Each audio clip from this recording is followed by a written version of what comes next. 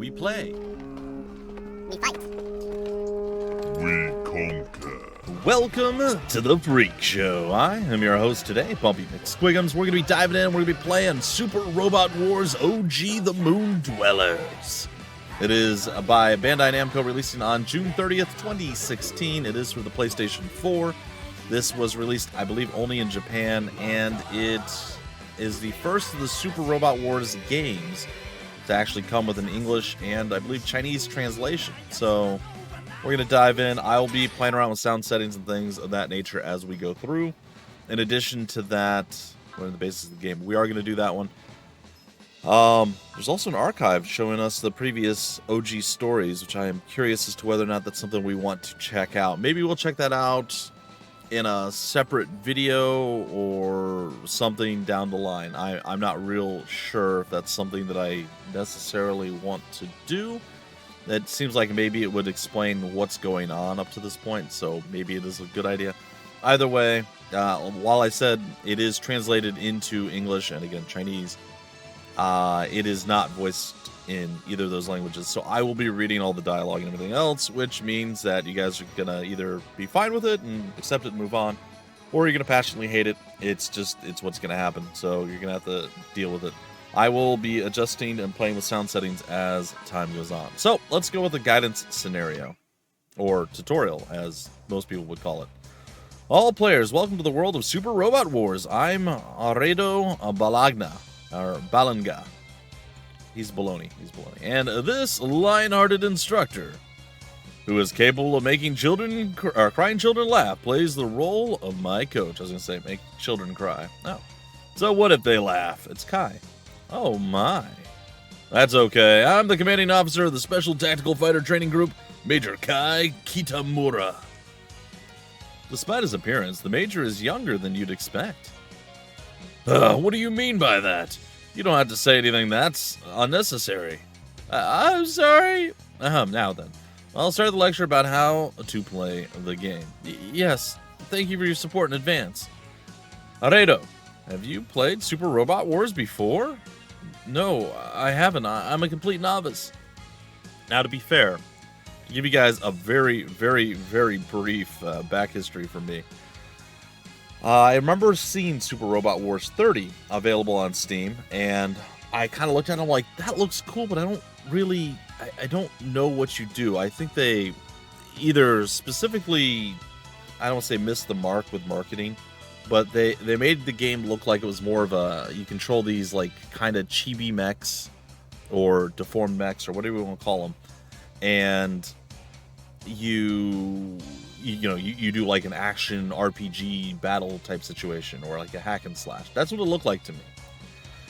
And then down the line, I found out that no, that's not what it is at all. It's a tactical turn-based strategy game. And of course, knowing me, I'm like, oh. So I dove in, I grabbed it, I played it, I really liked it. But then I found out about SD Gundam G Generation Cross Rays, and I played that, and I immediately really, really, really liked that. I saw a gameplay of it, knew immediately I had to have it, and I kind of wanted to relive those stories, as this is an amalgamation of multiple different giant robots, mecha type things combined into one. So you'll have stuff from Gundam, and you'll see my limited knowledge here. Others, I don't really know anything other than Gundam, though I know there are several of them out there. So anyway, long story short, I did like Super Robot Wars 30, and I am going to eventually play it on the channel. I really like the SD Gundam G Generation Cross Rays. I also have Genesis, which I will also be playing on the channel. And yeah, I decided to go back and see which, if I could get more of the Super Robot Wars games. And I went back to the very first one that was translated into English, and I have, I think, 2 of them. I think I have this and V. And I'm going to get the next 2, and then it goes directly into 30. So there'll be 4 games of this before we get into Super Robot Wars 30. I hope to see some sort of resurgence. I don't want to say resurgence in the series, but like people learning about the series and going, oh, that's awesome. And hopefully this becomes a Western thing that folks that are outside of Japan can enjoy more regularly or readily. Because again, I feel like the marketing for both SD Gundam G Generation Cross Rays and Super Robot Wars 30 didn't really explain what the game was. At least when I was looking at it, I couldn't quite figure out what was happening. Because they have all these really cool animations, but that's all they showed. They didn't actually show where you're on a grid, you're moving your characters around, and so on and so forth. Anyway, that's a very long diatribe. I promise I'm not going to go into anything like that again. I just kind of really wanted to share how I got to where we're at here and why we're doing this and what to look forward to and so on and so forth. Anyway, so yes, I am a complete novice. I have played 30, so this is like 4 or 5 games in the future, but I don't think that's really going to translate to here. And I am very curious to see what the archives are to teach us about the other OG things that happened in Super Robot Wars. We'll see. Anyway, complete novice. You have read the manual carefully beforehand, yes? I haven't. I'll do it without rehearsal. Idiot. What do you think Super Robot Wars is? I like how it's in brackets. That's good. It is a simulation RPG. Yes, that's right. It's more of a strategy RPG, but yeah, we'll go with simulation. Then I'll explain from the beginning. Well, Major Kai, I'm not exactly good at remembering things, so I wonder if it's okay. Then hammer this into your head first. When you have something you don't understand, press the pad button. The pad button? Are you talking about the one on the wireless controller? Boy, they really hit you over the head with this, don't they? I like it. Yes, according to the situation, the explanation of the operation or function will then come up. When you're in trouble, press the pad button. Don't forget it. Roger, Roger. All right.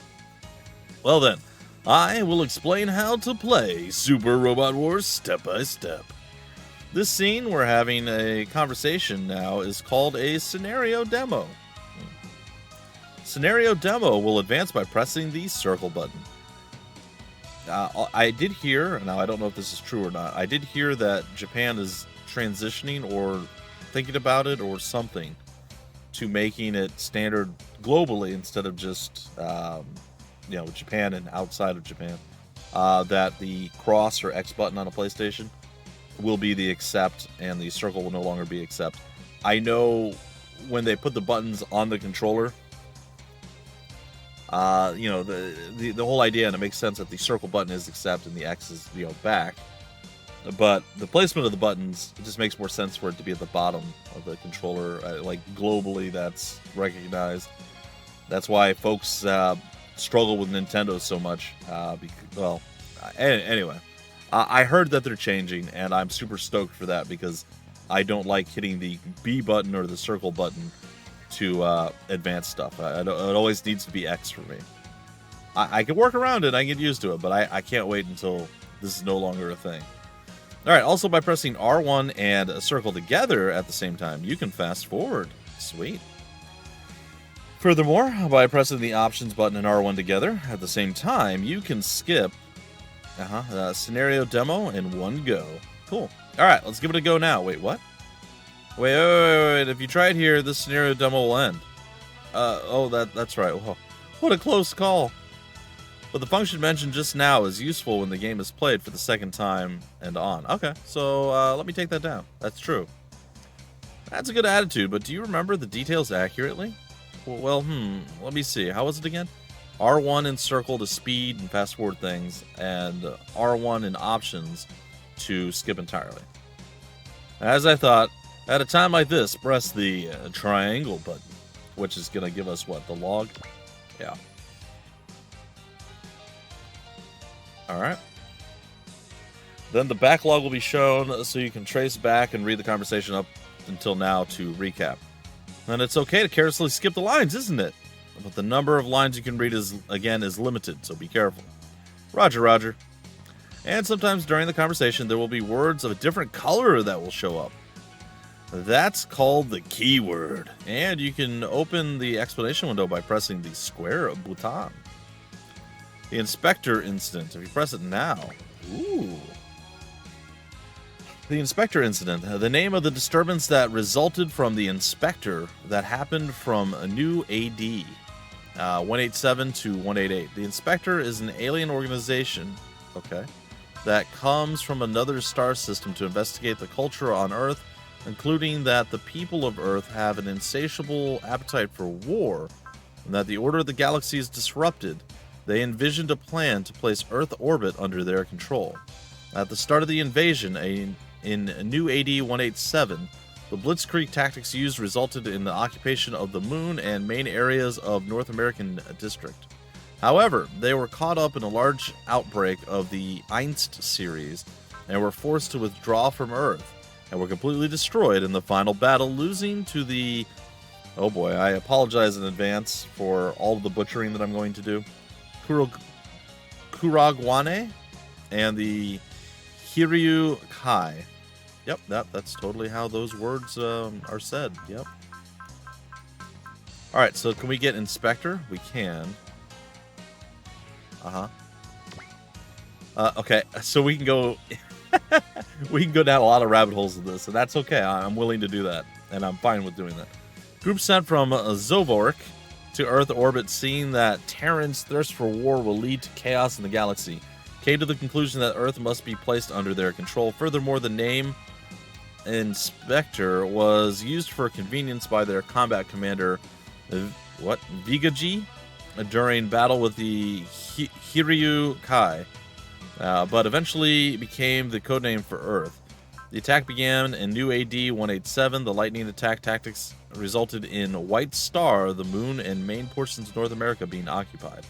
However, this is going to be a huge rabbit hole, guys and gals. I hope you're strapped in for some storyline stuff.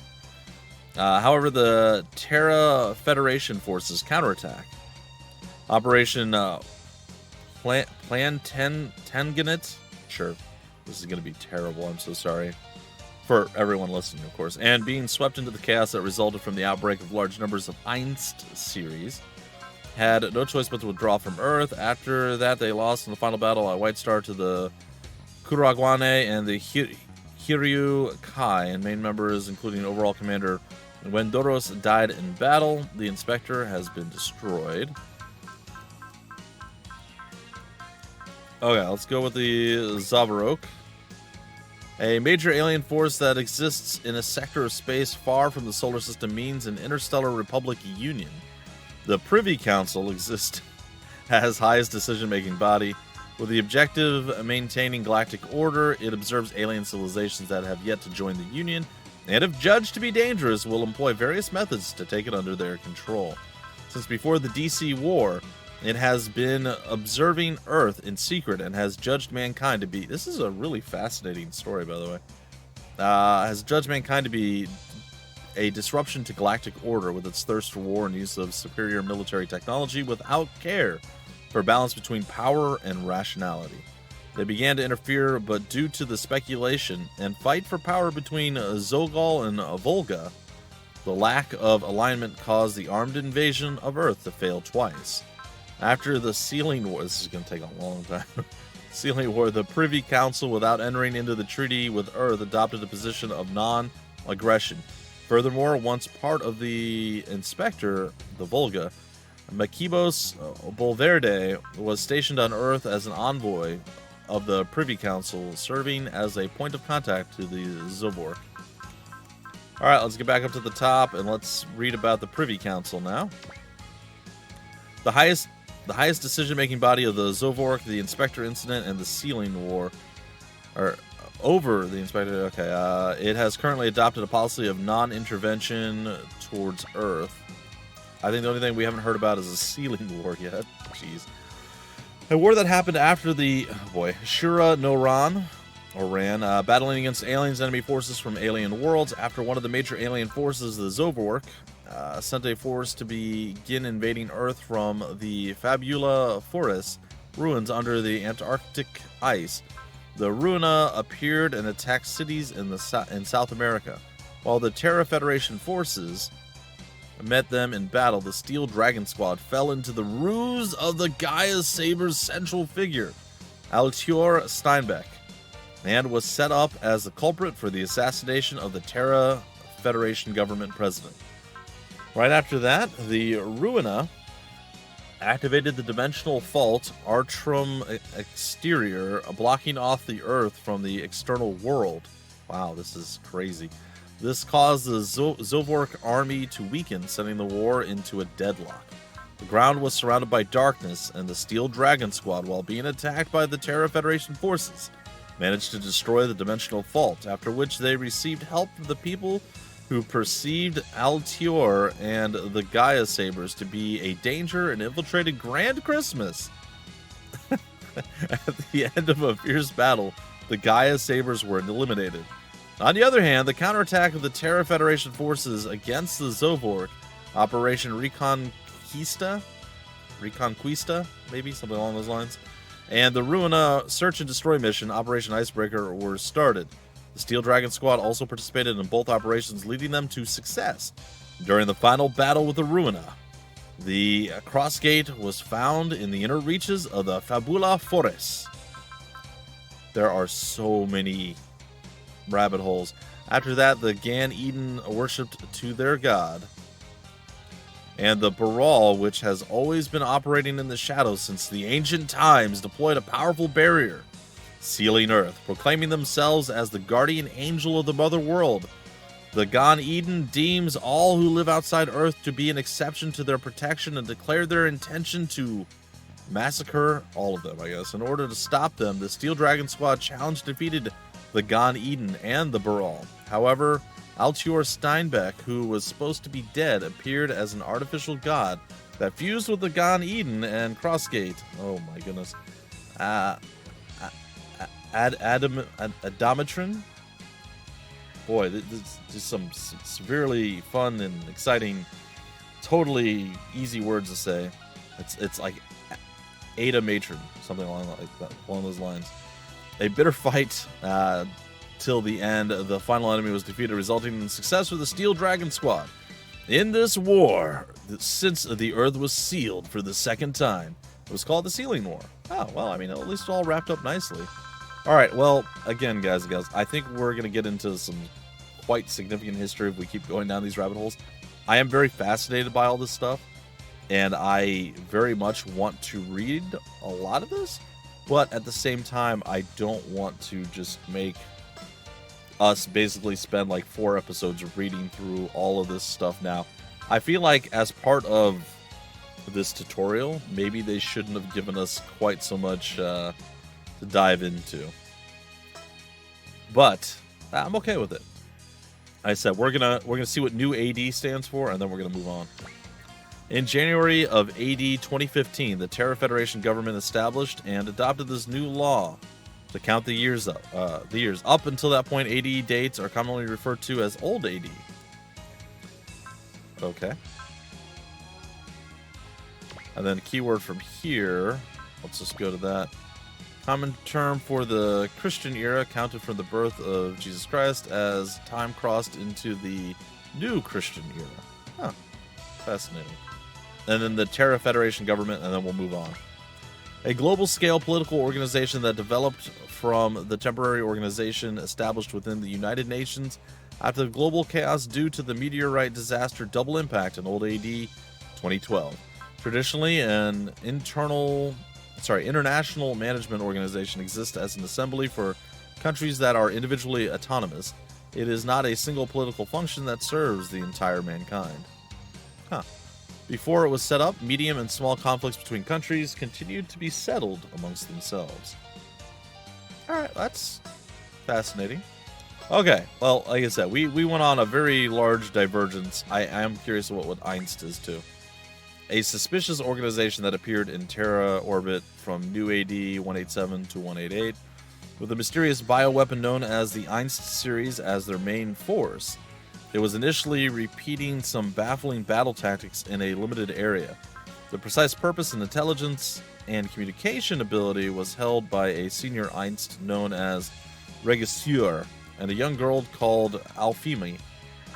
The organization's formations are similar to that of a bee and an ant. Huh.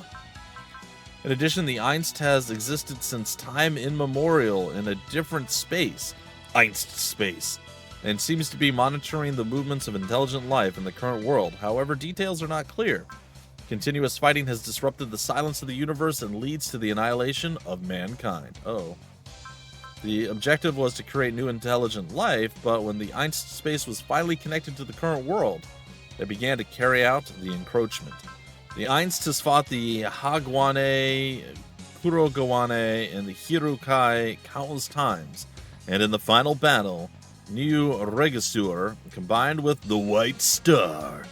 While it became clear the super large mobile weapon Stirun New Regisur, yeah, that's going to be easy to say, was defeated by the Kurogawane and the Hiryu Kai. Furthermore, after the destruction of the Stirun New Regisur, other Einst series active in other lands met the same fate.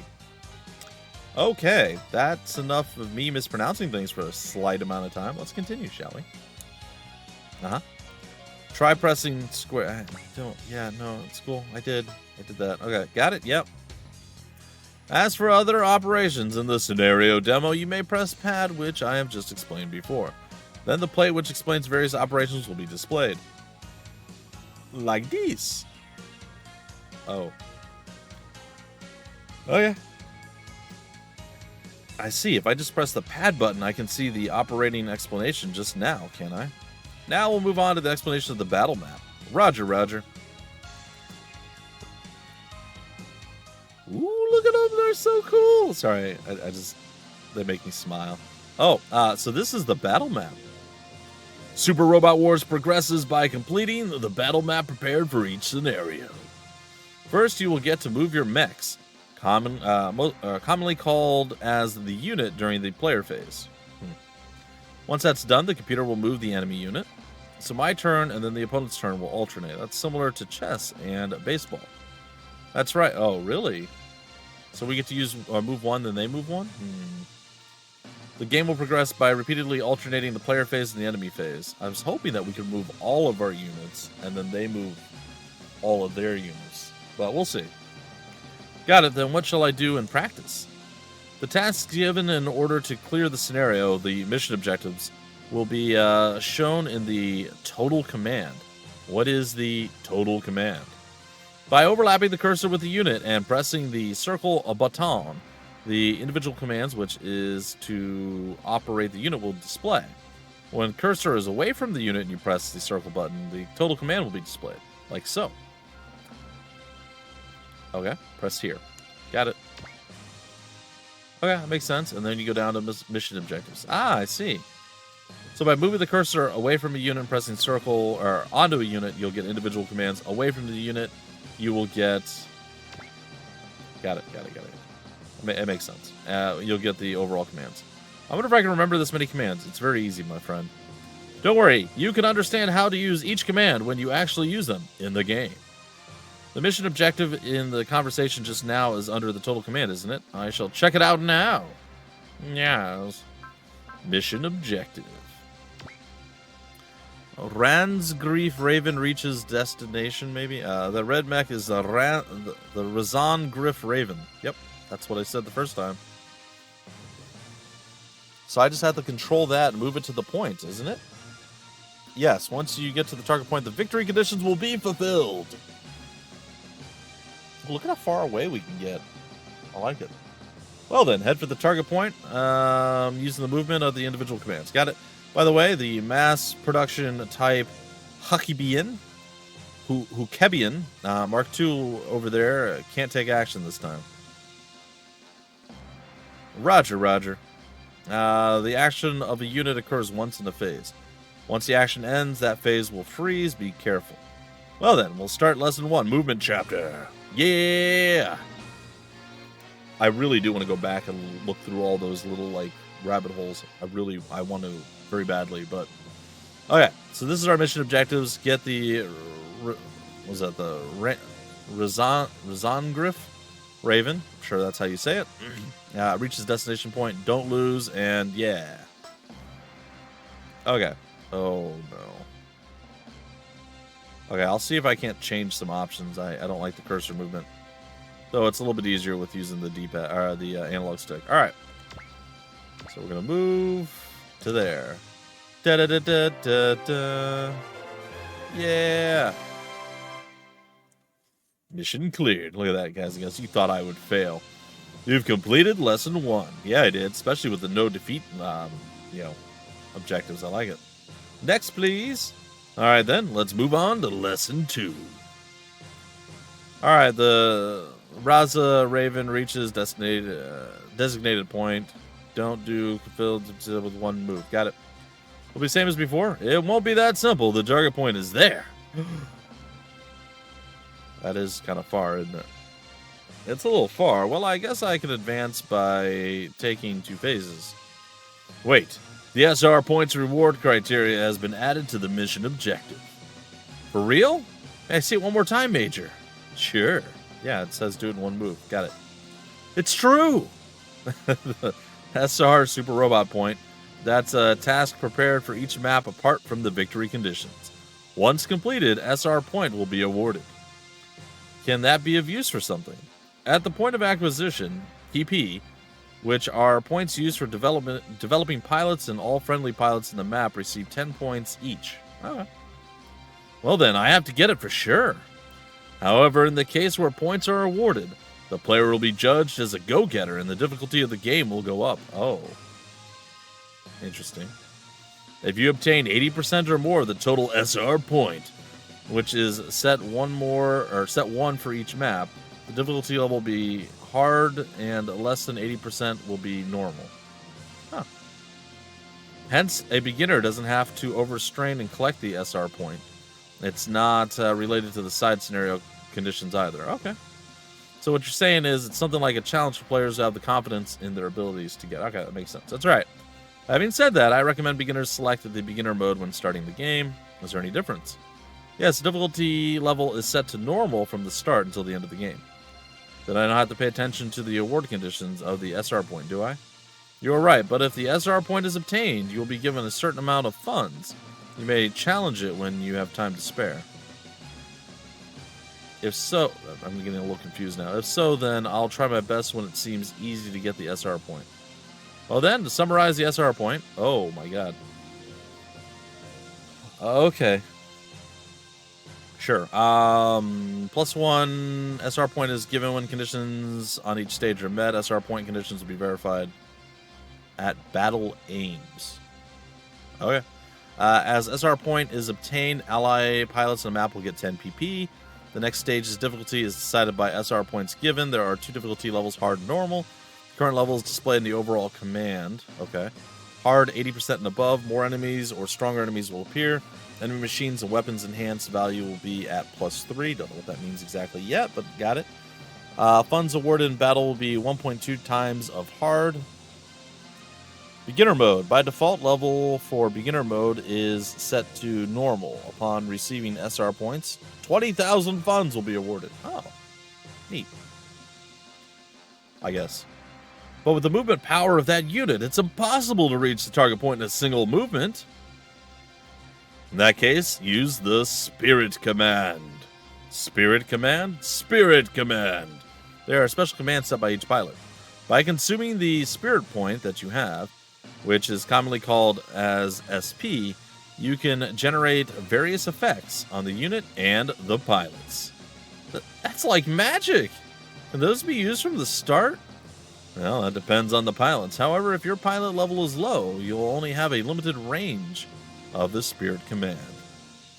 Then when a pilot levels up, in response to that, the pilot will gradually learn new Spirit Command and Spirit Points will also increase. In that case, if I can have around 100 of Spirit Command, I'll be invincible. You wish. The total Spirit Command of which each pilot can have is 5. Aw, shucks. When a new pilot joins as a comrade, you may want to check what kind of Spirit Command they have. Is usable via Spirit Command with effects such as increased accuracy, evasion, HP plus energy recovery, increased damage, reduced damage, increased movement range, increased will, becomes active upon USEC.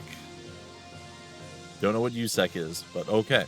Movement range +3 for one time only. Restore 30% of the max HP. 30%.